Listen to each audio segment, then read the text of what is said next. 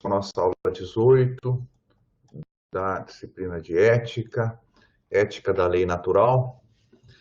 E aqui eu vou começar com um pequeno caso, né, para indicar como a lei natural se apresenta para nós como lei da humanidade. Tá? Um pequeno caso ocorrido em 2018 nos Estados Unidos. Em 2018, o presidente Donald Trump começou a aplicar uma política de tolerância zero com relação à imigração ilegal.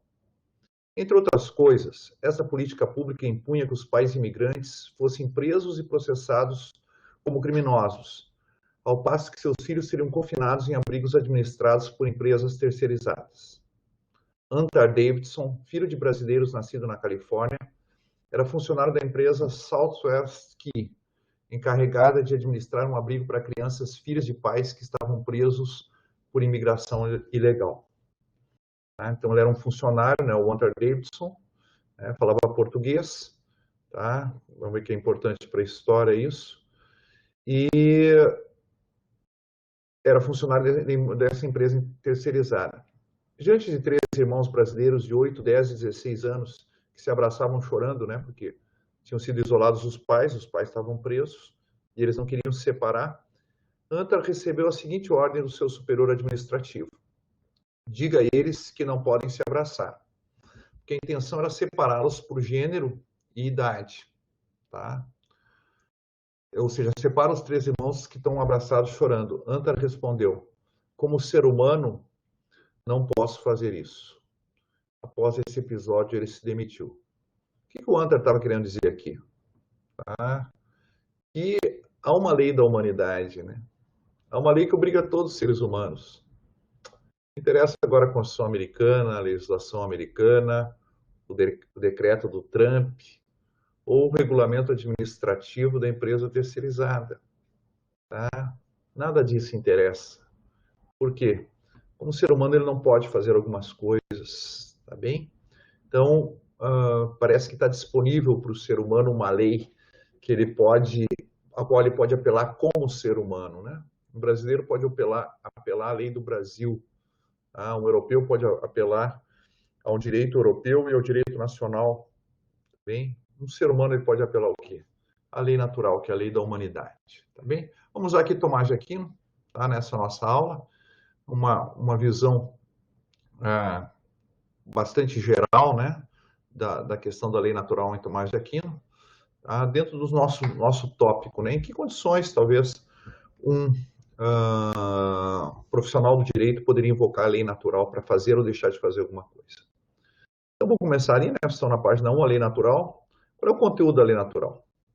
A lei natural, ou a lei da humanidade, é composta por um conjunto de princípios da razão prática, ou seja, tá, uns pontos de partida do raciocínio prático, acerca daquilo que a gente deve fazer ou não, né? A razão prática é a razão que orienta a praxis.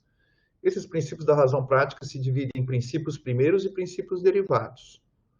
Os princípios primeiros, né, ou preceitos primários, né, na terminologia de São Tomás, são conhecidos universalmente, todos conhecem, e são válidos universalmente, ou seja, não admitem exceção. Tá? Os princípios derivados são conhecidos geralmente, ou seja, nem todos conhecem, e válidos geralmente, admitem exceções. Os princípios primeiros incluem um axioma, 3 bens básicos e um preceito fundamental, que nós vamos ver. Os princípios derivados são esses preceitos morais que indicam ações a serem imediatamente realizadas ou não, né? Não matar, não roubar, não mentir. Tá bem? Vamos começar com os princípios primeiros, tá? E vamos ver essa ideia de que são autoevidentes, tá bem? Consideramos essas verdades, lembram da Declaração da Independência Americana? Consideramos essas verdades truths, autoevidentes, self-evident. Que todos os seres humanos são criados iguais e foram dotados pelo seu Criador de certos direitos inalienáveis, que entre esses estão a vida, a liberdade e a busca da felicidade. Interessante, né? Consideramos essas verdades autoevidentes. Okay? É assim que abre a Declaração de Independência, né? Self-evident. Quais são quais são as verdades autoevidentes para eles? Todos os seres humanos são iguais e são portadores de certos direitos inalienáveis, tá? Que entre eles estão a vida, a liberdade e a busca da felicidade. Para eles, isso são verdades autoevidentes. Seriam os princípios primeiros, né? A doutrina da lei natural em Tomás de Aquino é um pouco diferente, mas vejam, tem a mesma ideia de autoevidência. Mas a evidência em Tomás de Aquino, tá? Há dois tipos de evidência. Uma evidência que a gente pode chamar de analítica e uma evidência dialética. O que é evidência? Evidência é quando a verdade de uma proposição é palpável, digamos assim, é pública, tá? Não pode ser negada. Na evidência analítica, a verdade da proposição é evidente para todos aqueles que entendem seus termos, tá? Por análise. Basta eu analisar uma proposição para saber que ela é verdadeira. Por exemplo, né, os dois exemplos que Tomás de Aquino dá. O todo é maior que as partes. Basta você entender, né, o termo todo, a expressão todo, e basta entender a expressão partes, que você vai entender que o todo é maior que as partes, que essa proposição é verdadeira. Então, é evidência analítica. Não depende da experiência, tá? Eu tenho evidência empírica também, né, que não está chovendo lá fora, mas não é desse tipo que os princípios primeiros são evidentes, tá? Duas coisas iguais a uma terceira são iguais entre si. Basta entender o conceito de igualdade para saber que essa proposição é verdadeira. Se A é igual a C e B é igual a C, A é igual a B, tá bem? Evidência dialética. A verdade da proposição é evidente quando é impossível negá-la sem cair em autocontradição. Tá bem?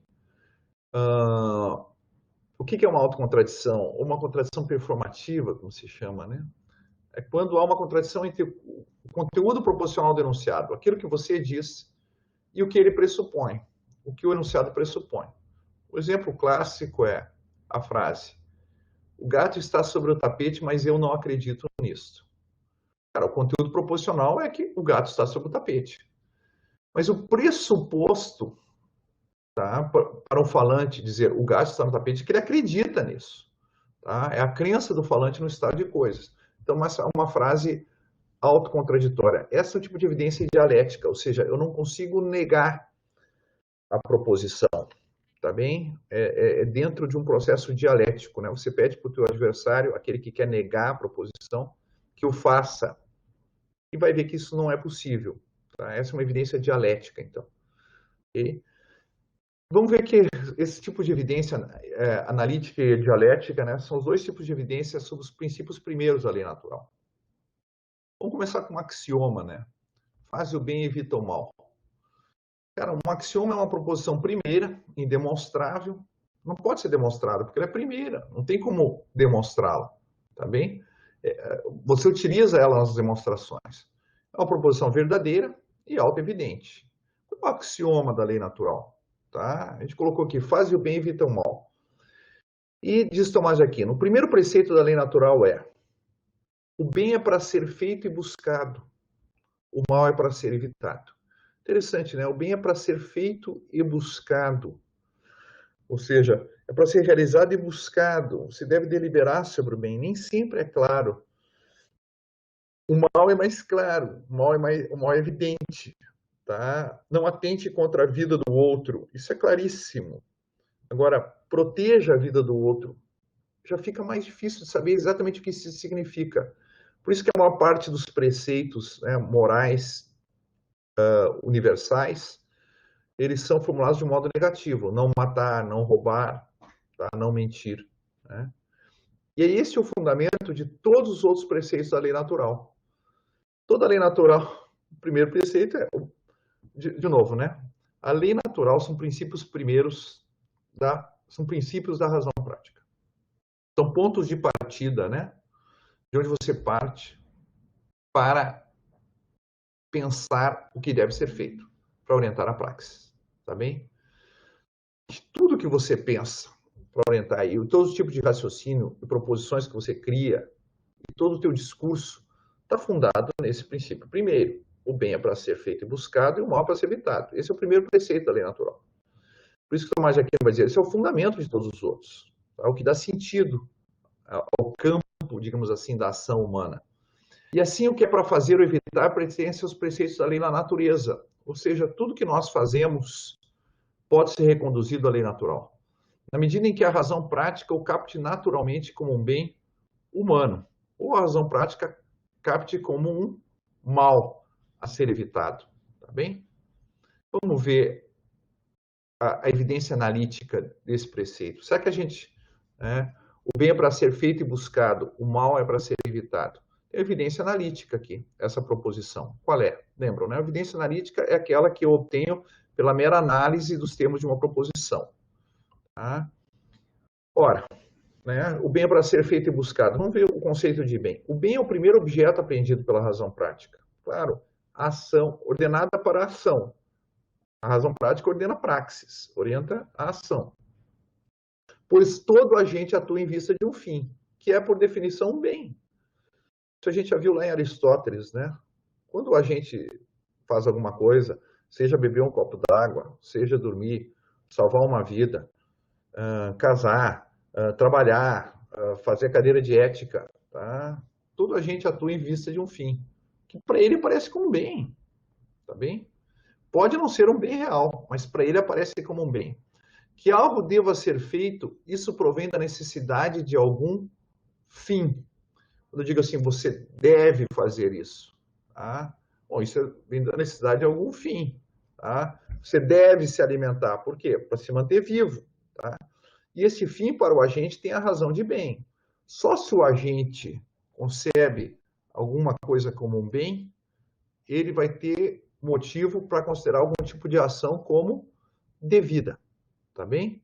Então, isso é analítico, tá? O bem é para ser feito e buscado, o mal é para ser evitado. Isso é uma evidência analítica, tá bem? Basta você entender que o bem é aquilo que é visado pelo agente e o mal é aquilo do qual a gente se afasta, para entender que essa proposição ela é autoevidente, de uma autoevidência analítica, né?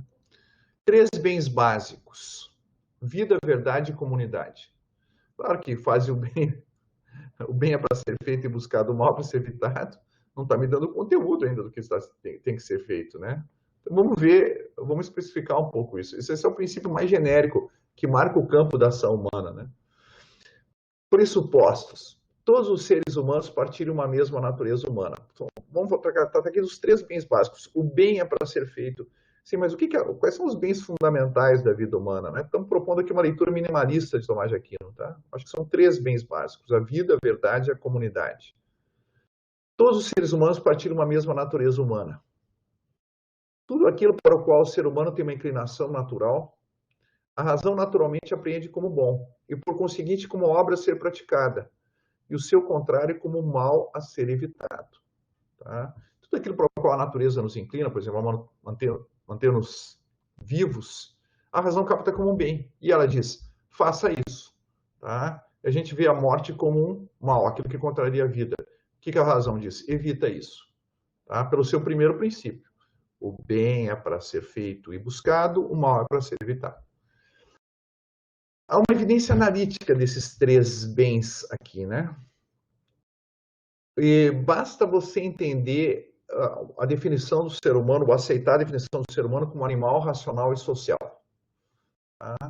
Se você entende que o ser humano é um animal racional e social, bom, você vai entender que a vida, a verdade e a comunidade são bens. Animalidade. Tá? A nossa natureza é uma natureza animal.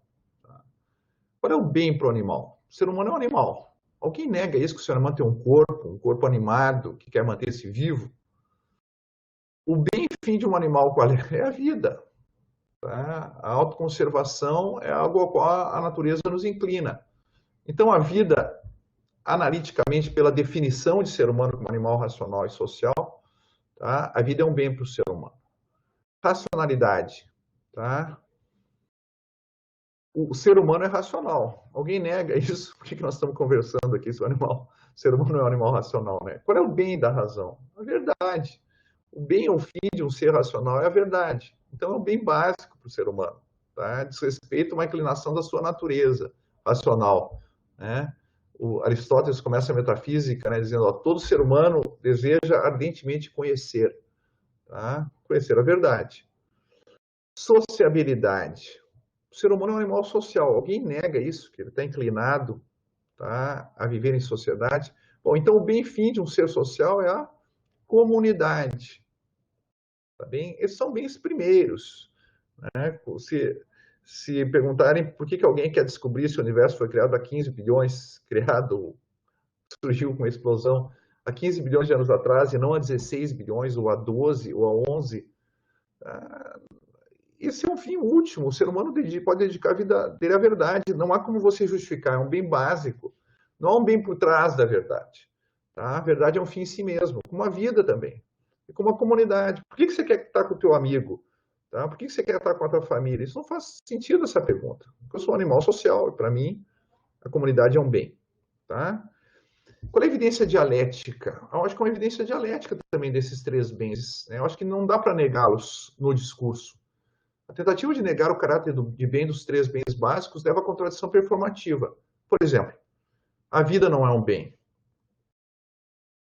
É mais difícil ver a autocontradição aqui, mas a vida é um bem, pelo menos, como condição do ato de fala, né? Pelo menos para falar isso, que a vida não é um bem, você tem que estar vivo, tá? Algum lógico pode dizer que isso não é uma autocontradição estrita. Tá bem. Né? Mas os outros, eu acho que se não é uma autocontradição direta, é uma autocontradição indireta aqui, né? Pelo menos é um bem, aquilo que me permite o bem de enunciar um ato de fala. Tá bem. Agora, a verdade não é um bem, essa frase ela é autocontraditória. Porque essa frase é verdadeira ou é falsa? Quem fala uma frase a verdade não é um bem, não quer enunciar uma verdade? Tá bem? Bom, então o conteúdo proposicional, quer dizer que a verdade não é o bem, contraria a intenção do ato de fala, que é enunciar uma verdade, tá? Ou realizar um bem, que é enunciar uma verdade. A comunidade não é um bem, mas quem profere essa frase está comunicando, está criando comunidade. Como é que eu vou dizer a comunidade não é o bem no ato que eu estou criando a comunidade? Tá? Como é que eu vou dizer a verdade não é o bem no ato em que eu estou anunciando uma verdade? Tá? Então, acho que tem uma evidência dialética aqui. Nós temos um preceito fundamental que é a regra de ouro, que a gente trabalhou lá na fraternidade, né? Tudo que quereis que os façam os outros, fazei vós a eles, né? Uma terminologia do Tomás de Aquino aqui. Eu acho que tem uma evidência dialética nessa regra de ouro, né? Eu acho que daria, tá? Eu acho que com algum esforço daria para mostrar que é uma evidência analítica aqui também. Mas tudo bem, tá? Vamos tentar só uma evidência dialética. Vamos supor que alguém diga a seguinte frase: a regra de ouro não é uma regra moral válida. Qual é o conteúdo proposicional? Qual é o conteúdo da frase? Negar a regra de ouro como regra moral válida. Mas qual é o pressuposto? A regra de ouro é pressuposta nos atos de fala que visam enunciar uma verdade. Porque nesses atos de fala, tá? A grama é verde, a neve é branca, o falante sempre se coloca do ponto de vista do ouvinte, falando de modo a ser entendido se ele fosse o ouvinte. Ou seja, quando eu estou dando essa aula, eu já estou usando a regra de ouro. Tá? Faça aos outros que gostaria que fizessem a você. Tá? Por quê? Porque eu estou falando de modo a ser entendido por vocês, meus alunos de graduação. Tá? Eu tenho que me colocar no ponto de vista de vocês o tempo todo. Então, todo ato de fala é assim. Tá? Você não vai falar uma língua que o teu interlocutor não conhece. Né? Você sempre vai se colocar do ponto de vista dele. Então, por que você quer dizer que se colocar do ponto de vista do outro, tá, não é algo importante, tá, na determinação do que deve valer entre os seres humanos? Se o teu próprio ato de fala, tá, se é uma regra gramatical do teu próprio ato de fala, da comunicação humana, é uma regra gramatical. É impossível a comunicação sem obedecer essa regra. Tá bem? Então, você quer dizer que ela não vale utilizando ela. Tá bem? E eu acho que aqui é uma evidência dialética da sua validade. Eu não tenho como negá-la, porque ela está pressuposta em todo o ato de fala. Tá bem?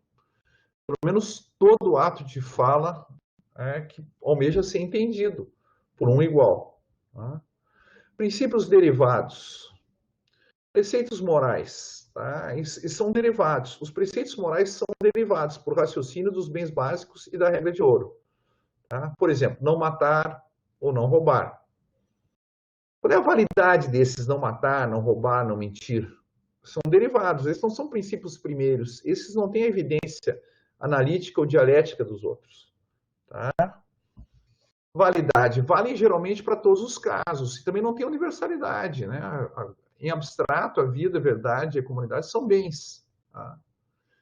Valem geralmente para todos os casos. Exemplo, a regra de ouro vale sempre.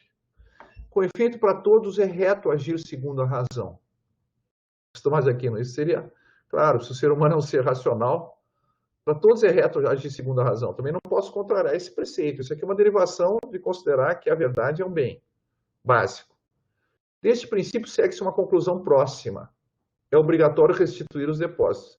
Bom, Santo Tomás tinha que ter algumas premissas menores até chegar a essa conclusão, né? Largar direto para todos é reto agir segundo a razão, para é obrigatório restituir os depósitos. Faltam alguns passos aqui, eu acho, na argumentação. Mas isso é verdadeiro na maioria dos casos. Pô, tem que devolver os depósitos. Tá? Mas pode ocorrer algum caso que seja danoso e, por conseguinte, contra a razão que se restituam os depósitos. Por exemplo, se alguém os reivindica para combater a pátria. O exemplo que eu acho que é um exemplo de Cícero, né? A pessoa te deixou armas em depósito. E depois ela vem pedir, você sabe que ela quer as armas para combater a pátria. Outro exemplo do Cícero também, a pessoa se tornou insana, tá? E agora quer a arma de volta, mas ela está insana, tá bem? Nesse caso, você não deve devolver, tá? E Tomás de Aquino vai dizer, essa deficiência se manifesta tanto mais quanto mais se desce ao particular. Quanto mais eu vou acrescentando circunstâncias, mais difícil fica sabendo o que realmente deve ser feito, tá? Então, devolver os depósitos vale geralmente, mas há exceções. Não matar, qual é a exceção? Por exemplo, legítima defesa, não roubar, tem o furto famélico, tá bem? Então, esses preceitos morais são válidos em geral. Conhecimento, eles são conhecidos em geral por todos, mas não são conhecidos por todos. Pode não ser conhecida, diz Tomás de Aquino, tá? Esses preceitos, porque alguns têm a razão depravada pela paixão, tá? Ou, né, o cara é um serial killer, né? A mente dele está, digamos assim, está afetada, ok? Por um mau costume. Isso é muito interessante, né? Uma cultura toda pode ser contrária à lei da humanidade, por exemplo, uma cultura que institui a escravidão, né? Como, por exemplo, entre os antigos germanos, ou uma má disposição da natureza. Porque alguns têm a razão depravada pela paixão ou por uma má disposição da natureza, então a gente pode diferenciar melhor, né? Naquele momento, a pessoa, né, que está com um violento influxo da emoção pode ter perdido, por exemplo, né, a consciência de que não deve matar. Caso clássico da briga de trânsito, né? A pessoa está armada, ok? Então, a razão naquele momento é o cara apagou o não matar, tá? Que ele considera válido, mas naquele momento a razão dele foi obscurecida. Por uma má disposição da natureza, essa sim seria o caso, um serial killer, tá? Uma má disposição da natureza, né? Ou por um mau costume. Esse, para nós, é bem interessante, né? Quando toda uma cultura contraria a lei da humanidade, né? Como, por exemplo, entre os antigos germanos, o latrocínio não era reputado iníquo, como relata Júlio César, embora seja expressamente contra a lei da natureza, né? Um relato do Júlio César, não sabemos se era assim ou não, mas se um povo considera o latrocínio como algo que não é iníquo, não é ilícito, bom, esses caras estão atentando contra a lei da humanidade, que manda não roubar e não matar. Mas, se vocês não acreditam no relato do César, Homero vai mencionar, como costume, né?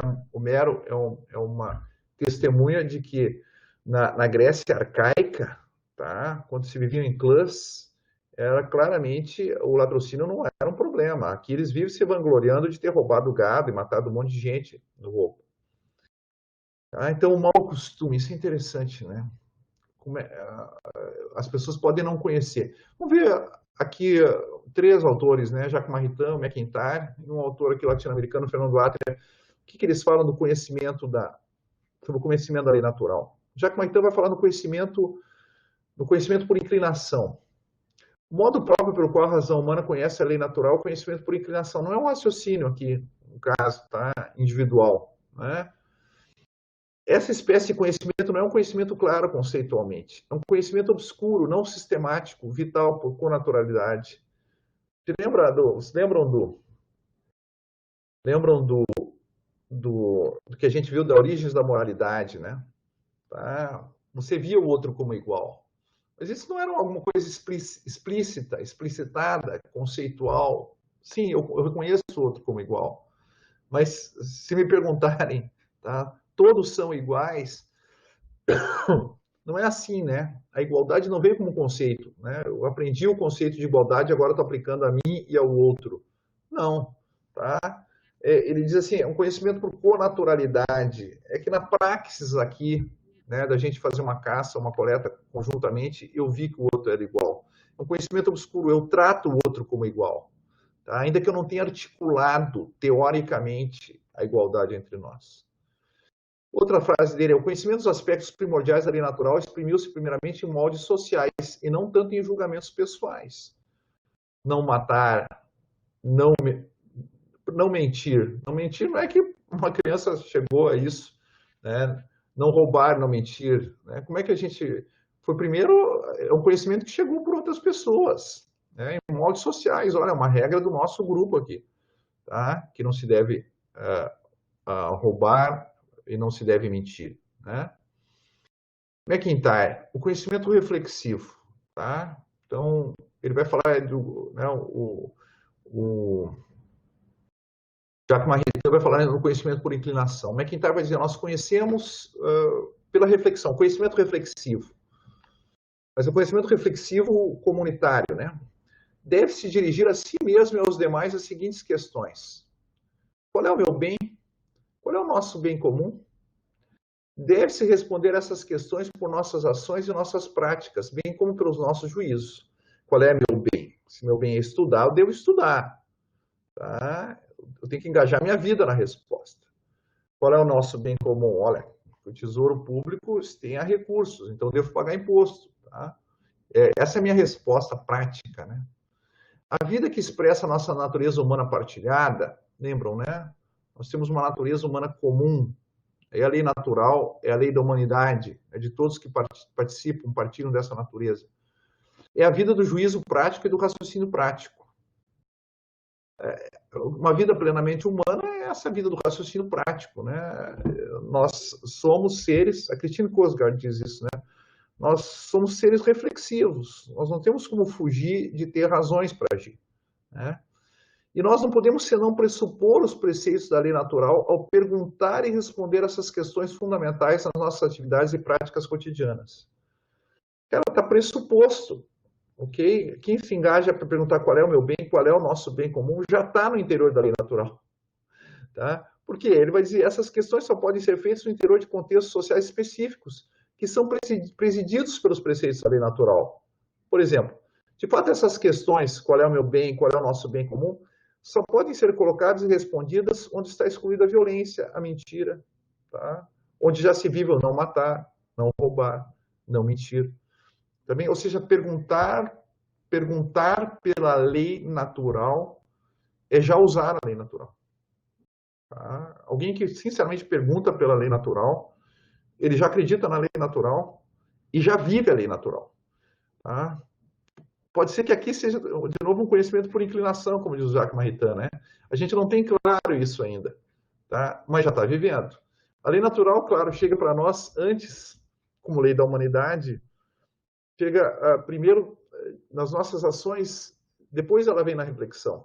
Então, toda reflexão, no fundo, é simplesmente uma explicitação de algo que nós já fazemos. A vida não teria sido possível até aqui, tá? Se matar fosse algo opcional ou indiferente, se roubar fosse algo lícito, se mentir fosse algo universalmente permitido. Tá? Fernando Atria acha que o conhecimento do conteúdo da lei natural é um conhecimento político. Ele vai dizer a lei natural é a lei da comunidade humana, ou como nós chamamos a lei da humanidade, né? E ele vai dizer, somente na discussão com o outro, em respeito a um procedimento que preserve a igualdade e a liberdade de todos, pode-se determinar o que é humano fazer em cada contexto histórico. Tá? Ou seja, qual é a regra que pode valer como um preceito moral para nós, fundada na lei natural? Preservar a vida. A vida é um bem. Partidários das armas acreditam que a vida é um bem, tá? E que é a defesa da vida que eles usam armas. O pessoal que é contrário às armas diz, não, olha só, se você difunde as armas e autoriza o uso de armas, tu vai colocar a vida em risco. Mas o que deve valer para nós? Nós temos que ter uma política como os americanos, tá? Bastante aberta quanto ao uso de armas, ou uma política mais restritiva? Fernando Otto vai dizer, olha, o que a lei natural, a lei da humanidade exige para honrar, tá, o princípio, o bem básico da vida, nesse nosso contexto histórico, tá, a gente vai ter que ter um procedimento que reconheça, né, a cada pessoa uma voz e um voto, e nós vamos ter que decidir isso. Tá? Não há outro modo a gente aceder à lei natural, e é o que ela exige de nós, a lei da humanidade, a não ser na nossa comunidade política específica, é o reconhecer o outro, como a gente viu na ética da legalidade, né? Reconhecer o outro como legislador, discutir, deliberar com ele, perdão, e que todos decidam, tá bem? Mas sempre sabendo que a lei natural é uma instância crítica do que nós decidimos. E que a lei humana, a lei positiva, para usar uma expressão do Tomás de Aquino, é simplesmente uma tentativa, e como vai dizer o Adam Smith, uma tentativa nunca completa de alcançar o que a humanidade exige de nós, aqui agora, nas nossas circunstâncias históricas. Tá bem, pessoal? Então, encerramos essa aula sobre lei natural.